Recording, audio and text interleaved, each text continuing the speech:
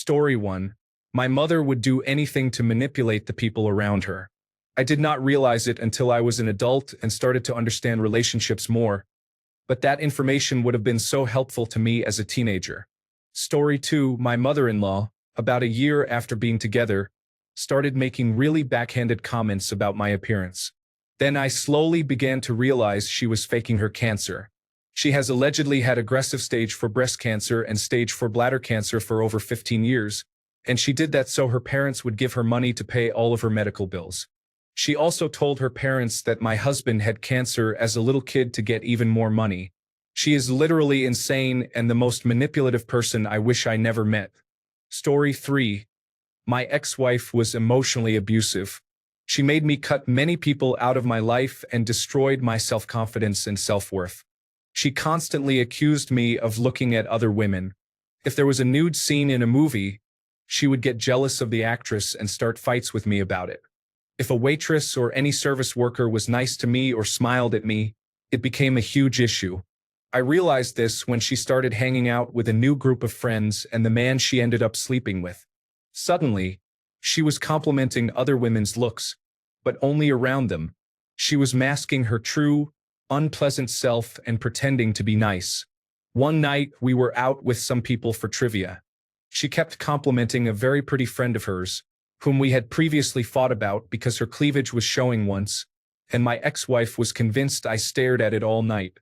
When we got home, my ex verbally attacked this girl for hours, even into the next day, trying to get me to agree with her and call the girl ugly. This girl was beautiful. Anyone could see it, and it was disgusting to witness. Unfortunately, I didn't make a move after getting tired of my ex's behavior because she left me to be with her unemployed friend, who was also getting divorced. She gaslighted me constantly, which seriously damaged my psyche. I don't trust anyone anymore, especially women, and relationships have been difficult. I coped with alcohol for a long time, but now I am trying to stay sober and get healthy. Thank you for listening. Story 4. My husband and I have been together for 12 years. He helped me quit drinking, and I finally found the courage to leave while he was at work. The longer I have been away, over a year, the more I realize on a daily basis that I married an absolute monster. Also, my grandmother was a grandiose narcissist. Story 5. My mother-in-law. She split up with my wife's father when my wife was very young and emotionally manipulated her into never leaving her side. As a result, my wife grew up with barely any friends because her mother would guilt trip or outright pressure her into cutting ties. It also left her with lasting self-esteem issues. First, I felt sorry for her mother. She is good at drawing you in with sob stories, always going on about how hard life is being alone and how no one helps her. You end up feeling obligated to be around her. But over time, it became clear she is not just damaged. She is a spiteful, alcoholic bully who constantly belittles my wife, especially about her looks, and picks fights over the tiniest things. Eventually, once she got comfortable around me, the comments turned on me too, about my appearance, personality, even digs at my family. I tried to brush it off for a while, but about 3 years in, I snapped. We had a huge fight. I told her exactly what I thought of her, and we did not speak for about a year. I am not proud of how heated it got, but I am glad it happened. It set a boundary. Later on, my wife's aunt told us her mother has always been like this, even as kids. Apparently, if her aunt ever made plans without her, she would say things like, "You better hope I have not killed myself by the time you're back." Seriously, that kind of emotional blackmail over everything. We have been together 8 years now and have our own place, thankfully. We still see her mother occasionally, but it is way easier to brush off the nasty comments when you are not constantly around them. Honestly, the best part? My wife's self-esteem is finally in a much better place. She is thriving. That means everything. Story 6. My friend's sister often tries to twist things around and play on their mother's emotions so she can get her way. It is like she knows exactly which buttons to push to make their mother feel guilty or give in. Story 7. I did freelance work for a client in Italy for several years. They were wonderful until I told them I was moving on because I felt the work was immoral. That's when they threatened to sue me for unfinished work. They tried reversing every payment they had ever sent to me over the years. They called my parents' house. All this was to make me return to work for them. It was bad. I almost considered extreme measures to make it stop. Fortunately, I had emails from them asking me to manipulate the numbers so they could commit tax fraud. I reminded them of this illegal request as leverage, then cut off all contact forever. Story 8. My sister-in-law, the first time I met her, went out of her way to try to impress me with her life, job, family, and so on. She did not ask questions about me or the relationship I had with her sibling. Instead, she boasted the whole time. My first impression was that she was insecure, which she probably is. However, it was not until 2 or 3 other occasions with her that I noticed she often told one person one thing, then something entirely different to another. She also had a way of projecting onto other family members and gaslighting them. When it came to helping out a family member, she would not lift a finger but instead guilt younger family members who were struggling to pitch in. She also loves to tell others what they are thinking. Story 9. My ex cheated on me and then convinced me to stay because he had changed. I started noticing this when he cheated on me a second time and said the same thing he had said the first time, but he still convinced me to stay. When I finally got the nerve to leave him, he tried to tell me that I would never find anyone who would love me like he did because apparently I was a hard person to love. I knew he was lying, but it still hurt to hear that because of how long we had been together. Story 10. Sometimes, I get scared by how my brain identifies people's weak spots and instantly thinks of ways to manipulate them. Story 11. My ex-wife turned her entire family and my mother against me, then cheated on me after our daughter died, using her family to cover up the affair. She is a master of gaslighting and manipulation. I helped her affair partner's wife catch them recently. Felt great. Story 12. My cousin is constantly on social media trying to get people to do things for her, usually Facebook, such as clean her house, give her rides, or let her borrow money. I try to have some sympathy because she is going blind, but even before that she has always mooched off others. She lost certain support services because people did not feel comfortable going to her place to help her. She hosts unusual fetish parties, sex parties, and naked Reiki sessions. She does not care if the person coming over to help with cleaning or errands knew what was going on, so they refused to come anymore. I believe she was also evicted from her apartment for violating the lease by hosting these parties. Somehow, she convinced someone to open up their home to her. I truly do not know how she is able to do it. She always finds a sucker. What really made me realize how she is was a few years ago when she pulled a Tom Sawyer. She had my uncle, his wife at the time, and her younger brother over and asked if they could help her paint the walls of her new place since they were there. She then said she had to run out for a few minutes to pick something up and did not come back for 2 hours. When she came back, she said, "Oh, you guys did not finish everything yet?"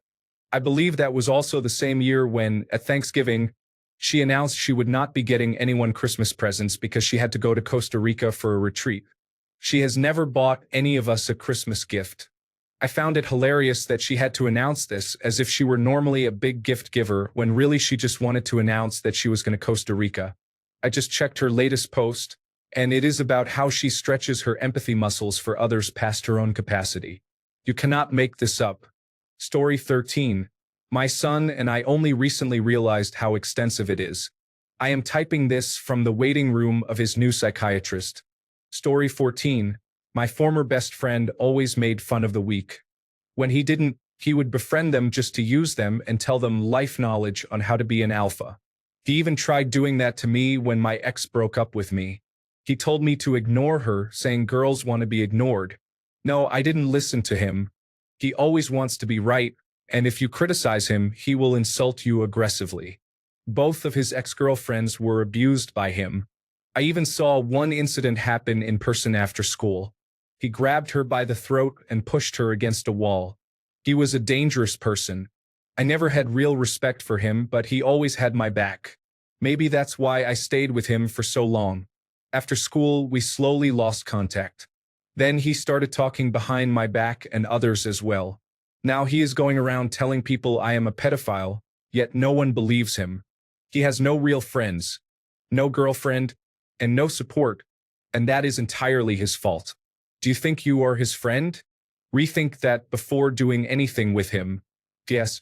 I told his first ex about what he was saying and doing to her, which made her break up with him. I wouldn't even call my ex a best friend, to be honest. He was always a clown from the start. Story 15, it might be me, actually. Hard to say, but I generally attract people that fall into this category type as well. I live alone now and have just a small group of loved ones and support. I limit my own fallout. Story 16, we all influence each other. Those who do not do it on purpose do it subconsciously. Perhaps it is a surprising statement, but it is what I have observed. Story 17, my ex-husband. I didn't realize most of it until after I left the relationship. I just blindly trusted him for the most part because that is what spouses should be able to do. Looking back and recounting stories to my current husband sometimes makes me feel so stupid and gullible. My husband assures me that it is hard to see the manipulation when you are constantly exposed to it, but I still feel like I should have questioned more of my ex's excuses or even taken a step back to realize there was a trend. Story 18. My mother-in-law banned me from her family because I told her she cannot attend my wife's therapy appointment without my wife speaking to the therapist first. That entire side of the family now refuses to talk to me or my wife because my mother-in-law instructed them not to. Story 19. My mother. I could write a book about her toxic, pathological behavior. One day, I found myself thinking, if I met my mother at a party and we were not related, is this someone I would be friends with? The answer, of course, was no way. She is an untrustworthy, manipulative narcissist who has managed to drive away every single person in her family, including me, her only child. Story 20. Unfortunately, he is my soon-to-be ex. I guess I was a catch for him because I am generous and trust people. I was in love and blind. His true colors appeared when I was diagnosed with cancer. I stopped being the responsible one, and he could not take it. I could report many examples, but I will just say that he left me after the cancer was removed. That was the whole plan, which I did not see until I told him not to come back. Story 21. My father and my husband. My father when I was in my 20s, my husband 3 years after we got married, and it continues. Story 22. Mom turned everyone against me because I did not give her money regularly and did not tolerate her disrespect. Story 23. My ex ghosted me 3 different times, and it lasted longer than any situationship or relationship we ever had. To add context, we met on a right-wing stream where she was surrounded by hateful bigots. She fell for me because she was attracted to the way I stood up to them and called them out on their behavior. Inevitably, she ended the relationship because she suspected me of being racist, despite me calling out the people she associated with for that exact behavior for months. It is mind-numbingly dumbfounding that she ran away from me and ghosted me at the slightest hint of trouble more than once, yet stuck around that group for who knows how long, under the guise that she is a centrist. She was the type to claim she did not support Donald Trump, yet could not admit that he is a vile, racist person himself. Story 24. Besides my mother a long time ago, a colleague who joined our team last year shows the same patterns as my late mother. Took me too long, about 2 months, to realize this, and by then she had already started befriending me. She is a pathological liar who manipulates people by trying to be relatable and likable, as if she could do no wrong. She manipulates others with fake kindness, and when she does not get what she wants or when someone sees through her act, she becomes angry and assumes a victim role. Eventually, I distanced myself, but she affected me deeply. When I spoke out against her behavior, she influenced colleagues I have strong bonds with to believe her nonsense and tried to turn them against me. She lies to everyone, extracts negative information from people, makes them feel negative about everything, and then acts as if she can solve the problems she caused. She is terrible, but luckily she is leaving our job soon, and I will feel relieved. Story 25. My sister purposely destroyed things as a child and framed other siblings because she thought it was fun to see if she could get away with it. In high school, she pulled stunts that could have involved Child Protective Services. For example, she once went to school with makeup bruises and told everyone I was beating her, which was somewhat believable because it was no secret I hated her. We have had no contact for a couple of decades. She married a wealthy person and became a psychologist. I would never trust her around my children. Story 26. My sister-in-law. Absolutely nothing she says or does can be taken at face value. She lies about the time of day for the practice. Everything is crafted to pursue some unspoken agenda.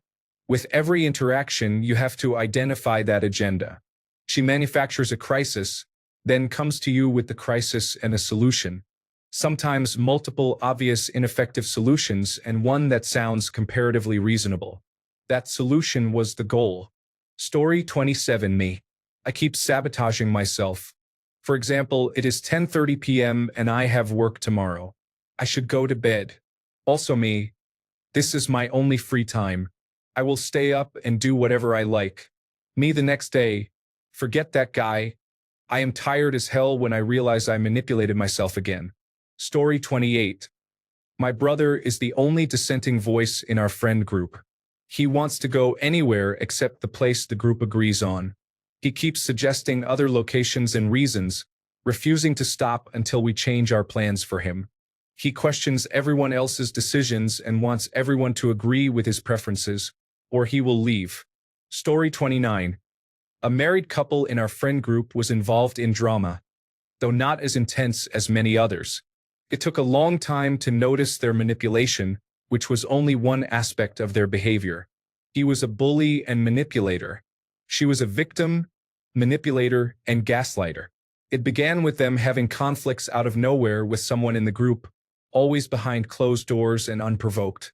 She was the voice and he provided validation.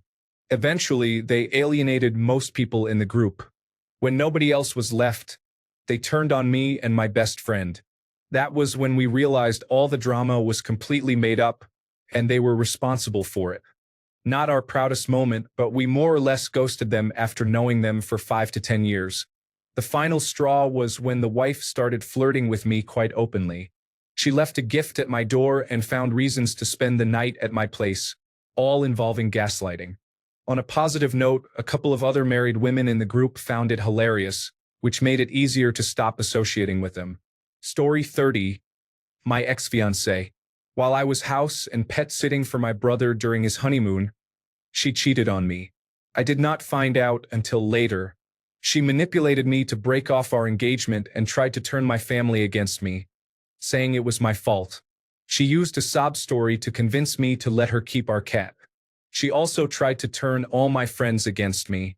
Later, she decided she wanted to try to repair the relationship while still with the other man. The list goes on. Story 31. Either my ex or my current housemate. I knew immediately it was the latter when I met him. I could sense it in him. He is a smarmy, smug, and self-absorbed person who thinks he is clever but is actually clueless most of the time. A direct quote from him: I am very good at getting people to do what I want. I am waiting until he is no longer in my life. Story 32. My maternal aunts, almost everything they say and do is a lie or a form of manipulation. It is pretty terrifying.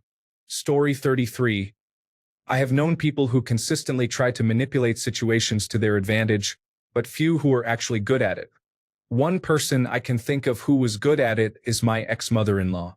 I always got on well with her, but she had an excellent knack for making herself the center of attention, not always in a wholesome way. My father was also good at it, as it was part of his job, but I rarely saw him pull any stunts at home, although he could be very intimidating. I can usually protect myself from toxically manipulative people by feigning obliviousness, similar to the gray rock method, but more whimsical. Story 34. My sibling.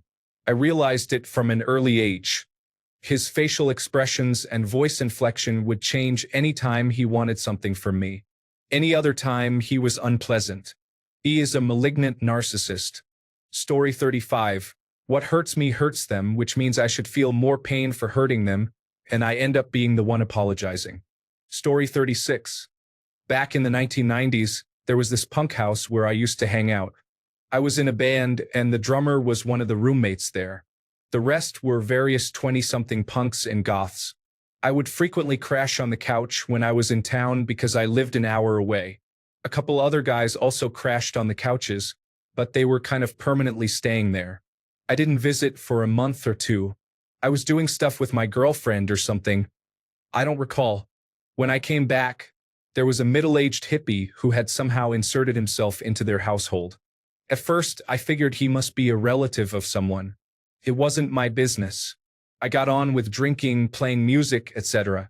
After a couple days, I had interacted with the guy a few times. There was something kind of off about him. One evening, after everyone else went to sleep, I had a conversation with him. I basically laid it out. This was a two-bedroom house that 5 people lived in. There were 2 couches that me and a couple of people would sleep on for 2 or 3 days at a time maximum. Who are you and why are you hanging out here for weeks in a row, messing up the place? His response was that he was a kind of guru and that he should live there for free and could give advice on how to properly live one's life. Well, he messed up here, because I may act and talk like a street punk, but I was raised Buddhist and have undertaken fairly esoteric studies in that regard. So I questioned him about the type of guru he was. What lineage did he come from? Had he been to India or some other country like Tibet or Thailand to further his understanding? Who are the deities in his faith? He responded to my questions with universality and evasion. Are not all deities really just aspects of the same thing, etc.? After that, he became really passive-aggressive and would always try to rally the group against me. He had everyone who paid rent there captivated by his nonsense. Then I realized he was just paraphrasing the Carlos Castaneda books. I brought this up, and that at least got my drummer to snap out of it and subsequently his girlfriend as well. But the other 3 were still so happy to have a real, actual guru telling them how to live. Whenever anyone tried to engage him with logic, he just responded with vague universal statements. It's a kind of nonsense that people in the deadhead community are familiar with. It eventually got so ridiculous that 2 other guys and I walked him outside, threatened him with violence, then walked him 2 blocks to the bus stop and paid his fare to San Francisco on the Golden Gate Transit bus. Story 37. My ex-wife was a master at this. I sometimes have to express amazement at how good she was. If you brought up a legitimate concern involving her, within 3 minutes she would have the argument twisted around so that it was somehow your fault, and you would be apologizing. And you would not know what happened, but it was very helpful to have her on your side. Car negotiations were a spectator sport for me. I would watch her go toe-to-toe with the top salesman and walk away with a deal that friends did not believe until we showed them the paperwork. I actually felt bad for the salespeople sometimes, like, she is going to eat your lunch, and there's nothing you can do about it. Car dealers, school administrators, doctors' offices, insurance claims representatives, home contractors, you name it. She would be arguing with a salesperson in a store and they would come to an impasse. She would say, "So what do we do now?" and just stare at the salesperson, not flinching, not saying another word, just staring down the salesperson after asking, "What do we do now?" You could watch the salesperson slowly crumble. Watching her work was like watching Picasso paint. Story 38. My stepfather manipulated my mother into making her young, single-digit age daughters massage him with oils and lotions almost every night while he made obscene noises. I was forced to do this until I left home on my 18th birthday. I did not realize this was sexual abuse until I was 38 years old. My sister probably still does not think it is. My stepfather is a pedophile. Story 39. My mom. I noticed it as a child, around 11 or 12 years old, because she made me part of the lies she told my dad. My siblings and I suffered from the games she played to set us against one another. Fortunately, I am the youngest of 3 and grew up with the freedom to maintain some emotional distance from the family dynamic. My older siblings still seemed caught up in it 50 years later. Story 40. Easily my mother. I realized something was off with her early on in childhood and started putting some pieces together. But it wasn't until I was about 16 and began being exposed to fields such as psychology that I had proper terms and ways to identify everything that was done or said. Even then, I was probably in my early 20s when the full weight and understanding kicked in. You want to believe that there is hope for change, and often a parent will have loving moments. But sometimes the reality is that they won't change. That love being sprinkled in is actually just to keep you confused and to choose the easy belief that they are your parent and they love you, rather than trying to sift through all of the emotional abuse confusion, manipulation, and gaslighting. Story 41. My dad and my stepfamily are pretty terrible. It got to the point where he would lie about who was present and what was said to get me, my siblings, and step-siblings in the same space. Story 42. I have an aunt who, if she shows up, puts everyone on high alert. She has done some of the most despicable things but is very charismatic and always has ill intentions. She causes problems between people that last for months and only stays around for 2 or 3 days before disappearing. To share a few minor stories, this is how bad she is. She stole my cousin's car at her own mother's funeral, got caught smuggling heroin, went to prison, and had the car impounded about 3 hours away. One of the worst things she did involves my cousin, who didn't know her real father until she moved back to where we were raised. We all moved around, but my cousin and I grew up together in the same household most of our lives. She needed her birth certificate to get a job or a license. She realized that the name on the certificate wasn't her last name. In fact, her last name was her father's name, or so she thought. He had been murdered when she was a child. A drug dealer had caused an overdose with heroin and dropped her father off at the hospital because her mother owed him money for heroin. Fast forward about 20 years, and she found out that her real father was actually the murderer. The man whose last name she shared was not her biological father. We all found this out in our 20s. The level of deception this woman has is unbelievable. The worst part is she will just show up and knock on your door. No matter how many times she does this, she acts like, fine. If you don't want me here, call the police because I'm not leaving. Everyone except me, who has made it very clear and slammed the door in her face, doesn't want to deal with the drama she brings. I have many stories about this woman. I hope she dies so we can be free of her curse. Story 43. My former stepmother is probably the worst thing to happen to our family. Everything was always good before she showed up.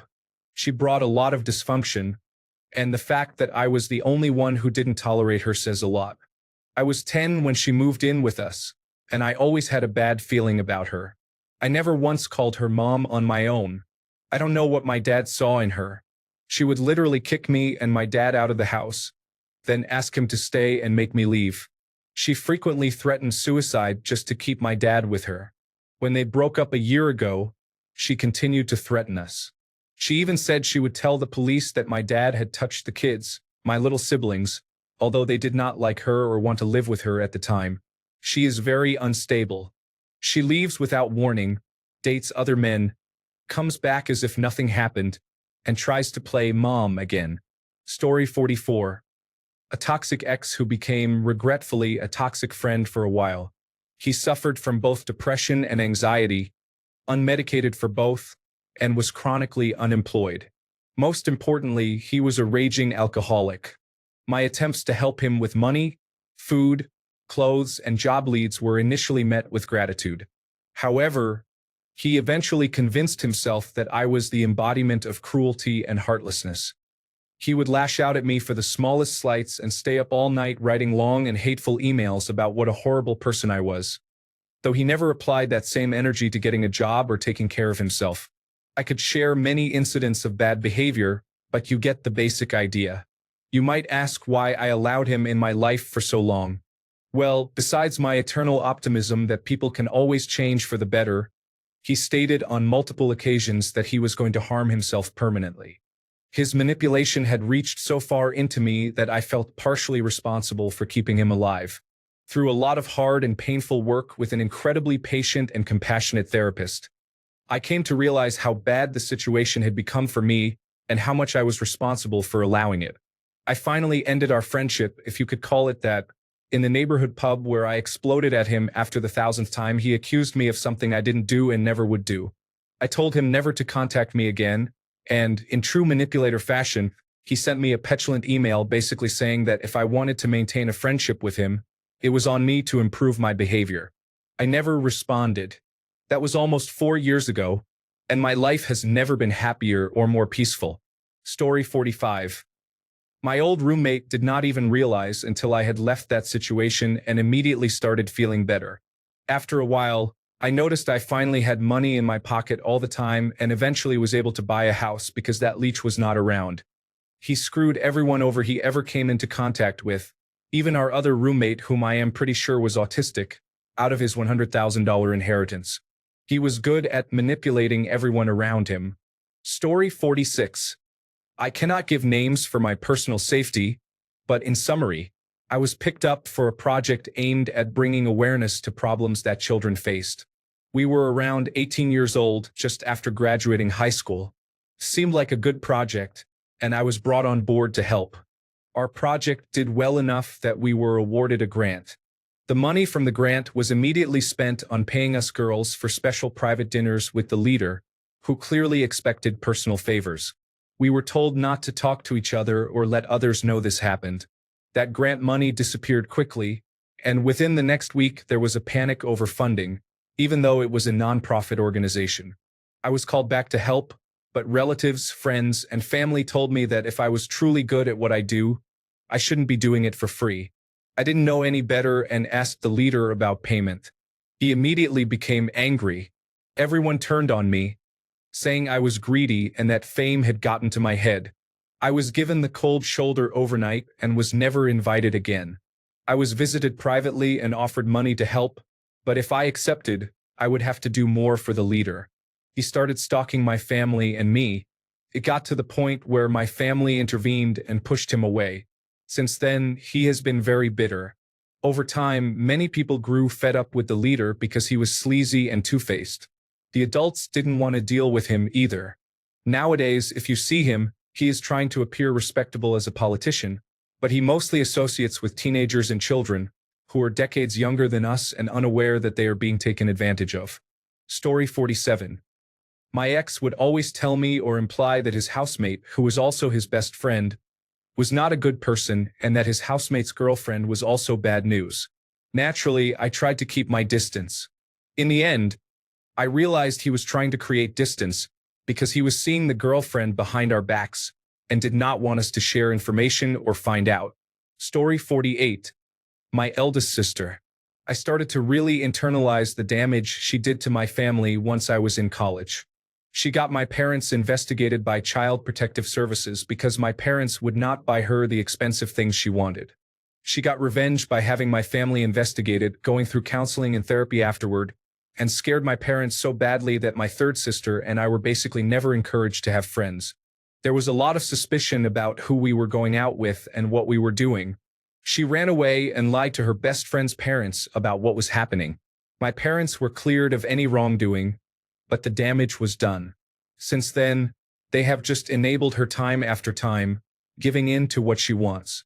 Of all my siblings, she is the one who has come home the most, asked for the most money, and paid back none of it. She has borrowed my mom's car many times for just an appointment for a couple of hours, only to be gone overnight, causing me to miss my college classes. She would eat everything in the house and blame us. She was a snoop and a thief. She always has to be on top. If you had a bad day, hers was worse. If you did something, she did something better. If I never have to see her again, it would be too soon. Thanks a bunch for sticking around till the end of the video. Remember to subscribe, and until next time, stay awesome and goodbye.